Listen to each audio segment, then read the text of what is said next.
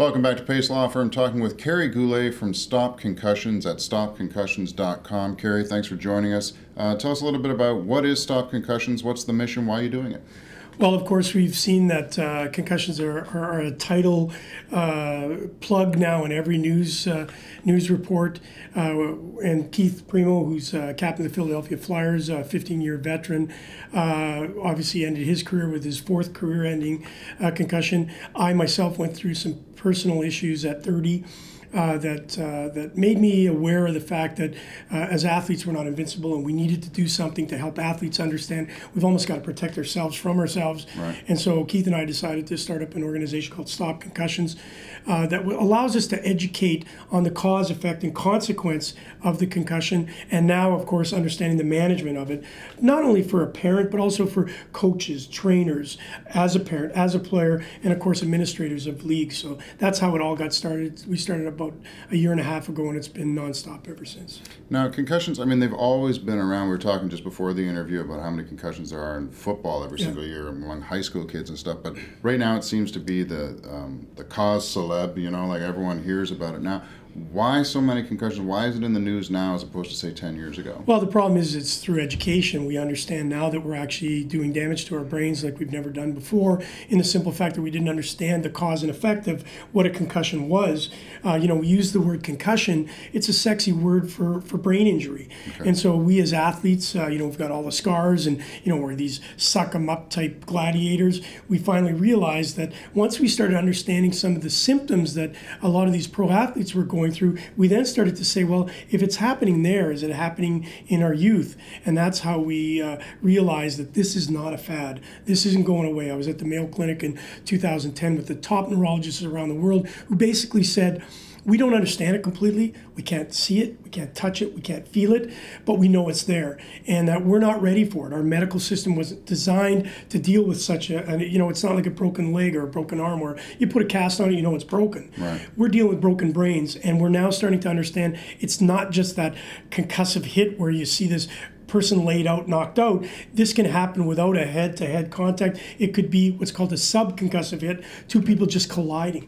Okay, now talk us a little bit about Keith Primo's struggles and how he came to be with you and Stop Concussions. Well, a very long story short, Keith and I have known each other for well over 8 years, I guess. He was involved with an organization called Shoot for a Cure, which is dealing with spinal cord injury, and my buddy broke his neck, who I just recently lost to the injury. We understood that there is more than just spinal cord and brain injuries. It's called neurotrauma, so it goes anywhere from the brain all the way through the spine, and we felt it important that we started to develop a concept that talks about that. So Keith, as he went through his career being a spokesperson for us in the Shoot for a Cure campaign, took his fourth and career-ending concussion in 2006, and he lived through what's called post-concussion syndrome. That's 7 years after the fact. He still deals with memory loss, irritability, not being able to concentrate, focus.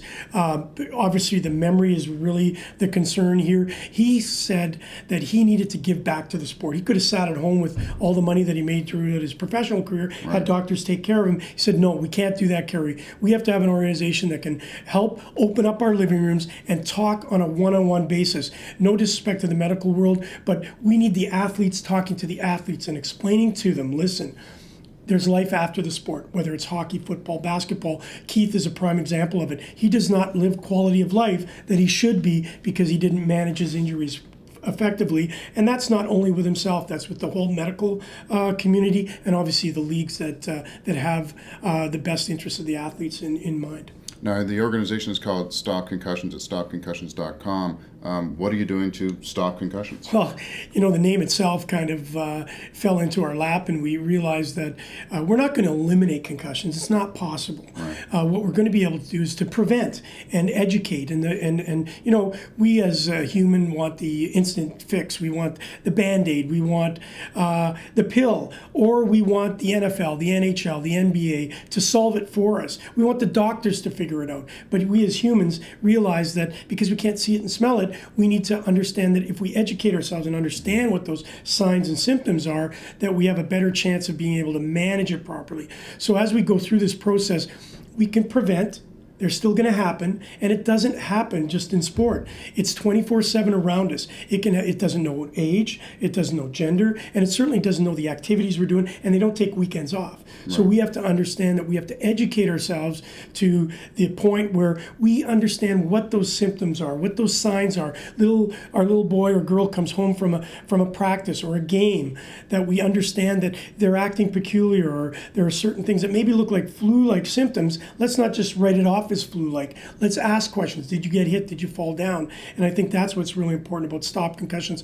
We've taken all this information, brought it into a website, and now we've taken that website onto the streets so that we can actually make sure that we're in the grassroots talking about this issue, because we don't want our kids not playing sport.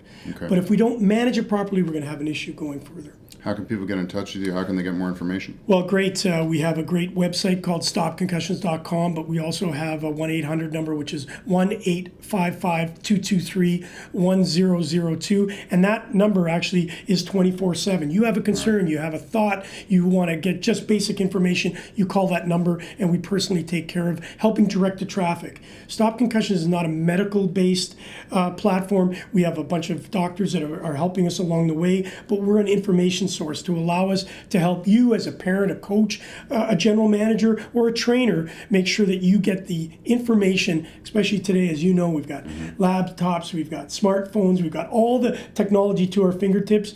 We want to give you that so that you can make the proper decisions when your child or yourself are afflicted with this type of injury. Excellent. Thanks a lot for stopping by, Kerry. I'm sure we'll be talking again soon. Kerry Goulet from Stop Concussions at stopconcussions.com, and you can reach us at pacelawfirm.com as well. Bye-bye.